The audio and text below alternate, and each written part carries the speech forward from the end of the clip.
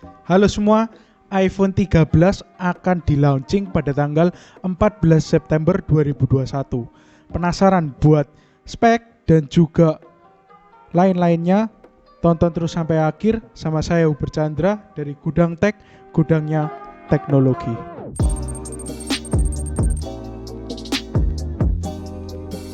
Pada kesempatan kali ini aku mau jelasin beberapa rumor yang simpang siur mengenai iPhone 13 yang dimana nanti 14 September akan launching. Nah, pertama-tama aku ingin membicarakan dulu mengenai kabar buruknya dulu, yaitu iPhone 13 ini direncanakan bakal harganya itu naik. Kenapa? Karena ada yang namanya chip shortage, di mana waktu pandemi ini semua orang kan pindah ke teknologi dan buat elektroniknya itu butuh chip ini, dan juga chip ini sekarang sudah langka. Makanya biaya produksinya iPhone itu naik sehingga nanti harganya kemungkinan besar akan naik. Nah, tapi beberapa saat yang lalu ada orang dari China nge-spill harganya, dan ini harganya dalam bentuk yuan, dan juga kalau kita kurskan harganya ini dari yen ke rupiah. Nah, kita lihat harganya nggak seberapa berubah dari iPhone 12. Nah, tapi kita masih belum tahu harga pastinya berapa. Ini hanya kisarannya saja, tetapi saya harap sih nggak naik terlalu banyak. Lalu kita juga lihat dari harganya ini tadi, kita lihat di bagian internal storage-nya. Kita lihat di internal storage di bagian iPhone yang 13 Pro dan iPhone 13 Pro Max, bahwa sekarang sudah tidak ada yang penyimpanan 64 GB dan 256 GB. Dan itu diganti jadi yang paling kecil 128 GB, yang kedua yaitu 512 GB, dan yang paling besar yaitu 1 TB. Dan menurutku 1 TB itu sudah lebih dari cukup. Itu seperti penyimpanan komputer dan laptop pada umumnya. Lalu untuk bicara tentang kabar baik lagi setelah dari internal storage yang makin bertambah besar, yaitu iPhone 12 Pro Max dan iPhone 13 Pro Max ini punya baterai yang signifikan berbeda, yaitu dimana yang awalnya 3687 mAh sekarang sudah jadi 4352 mAh.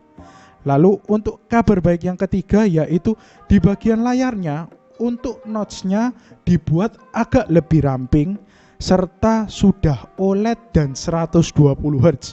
Ini cocok banget buat para gamer, dan juga 120 Hz ini menggunakan yang namanya LTPO, di mana LTPO ini diklaim bisa menghemat baterai sekitar 15% sampai 20% waktu dinyalakan di 120 Hz itu.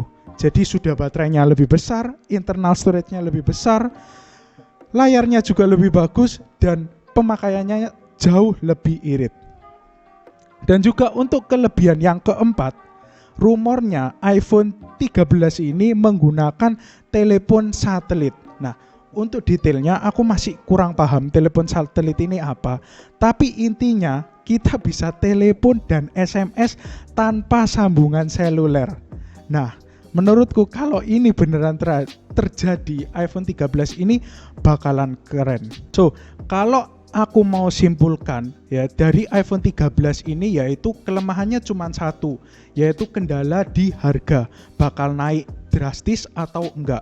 Nah, untuk kelebihan lainnya yaitu ada 4.